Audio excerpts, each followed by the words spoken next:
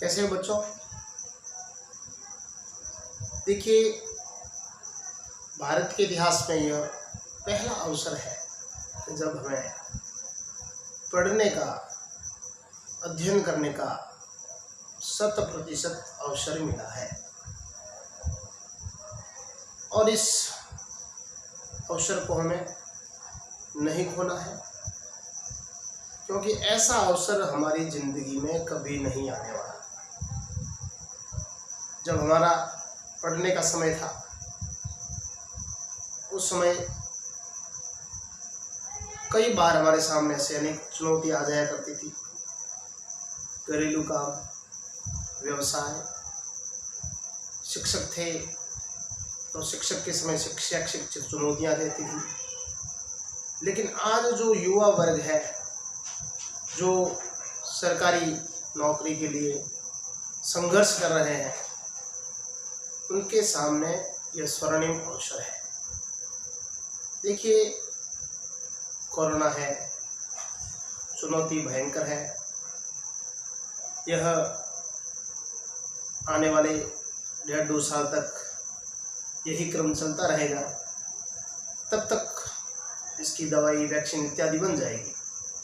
परंतु अब यह समय जो है वो हमारे लिए अध्ययन का सबसे प्रमुख समय है और इस समय को हमें जाया नहीं करना चाहिए। इस अवसर को हमें भुलाना चाहिए। देखिए, हमारे दैनंदिन जो कार्य है, उन कार्यों को हम व्यवस्थित तरीके से आगे बढ़ाएं। कई ऐसे परीक्षार्थी हैं जो लगातार दिन रात जुटे हुए हैं। उन्हें पता है ऐसा अवसर कभी नहीं आने वाला। हिम्मत नहीं हारनी है हमें। यह नहीं कि अब कोरोना है, इस संकट काल में क्या होगा, क्या नहीं होगा। समय चलता रहेगा और यह बीमारी भी ठीक हो जाएगी, वैक्सीन भी आ जाएगी। उस समय जब परीक्षा काल आएगा, फिर हमें याद आएगा कि हमने पढ़ाई तो की ही नहीं। तो इस अवसर को हमें भुलाना है। काक चेष्टा बको ध्यानम स्वान निंद्रा तथैव च अल्पाहारी गृह त्यागी विद्यार्थी पंचलक्षणम। बड़ा ही प्रसिद्ध श्लोक है यह। काक चेष्टा बको ध्यानम। अध्ययन के लिए हमारी जो चेष्टा है वो कौवे के समान होनी चाहिए।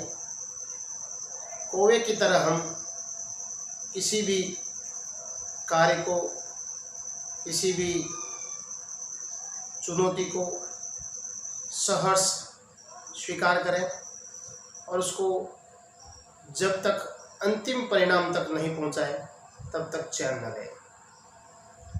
बको ध्यानम। बगुले के समान हमारा ध्यान होना चाहिए। बगुले के समान हमारी एकाग्रता होनी चाहिए। पास में क्या हो रहा है हमें उसकी भनक नहीं रखनी चाहिए और एकाग्रचित्त होकर अध्ययन में उन्मुख होना चाहिए। आजकल के समय में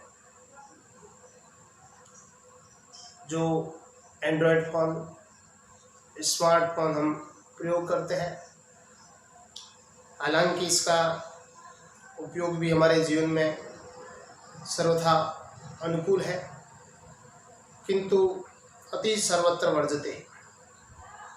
जब किसी चीज़ की अति हो जाती है तो हमारे लिए हानिकारक सिद्ध होता है। तो हमें इस स्मार्टफोन का उपयोग एक निश्चित समय के लिए करना चाहिए। निश्चित समय जो तय सीमा में हो, उसके उपरांत उसका प्रयोग न हो। 24 घंटे के काल में, 24 घंटे के कालखंड में हम यह तय करें कि रात्रि के 9 बजे से 10 बजे तक या सुबह 7 से 8 बजे तक मैं 1 घंटा जो भी स्मार्टफोन है उसमें समय दूंगा।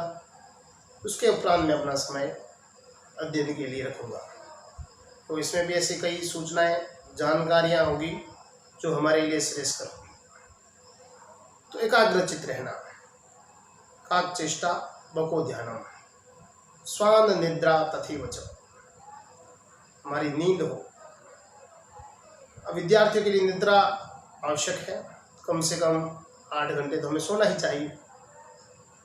लेकिन निद्रा से अभिप्राय है हम सजग रहें, हमारे सामने परिस्थितियां हो, कैसी भी परिस्थितियां हो, उन विकट परिस्थितियों में हम न सोएं और सजग रहें। अल्पाहारी, विद्यार्थी के लिए अल्पाहारी होना चाहिए। अल्पाहारी से अभिप्राय कम खाएं। आजकल के जो जंक फूड है उन जंक फूड से दूरी बनाएं। वैसे भी हमारे इम्यूनिटी सिस्टम को खराब करता है।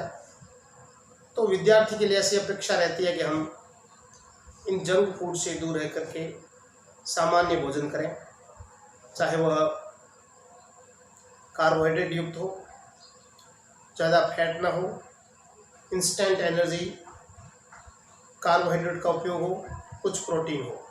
रात्रि के समय अधिक प्रोटीन का उपयोग करते हुए हम अल्पाहारी प्रयोग करें, बहुत कम खाएं।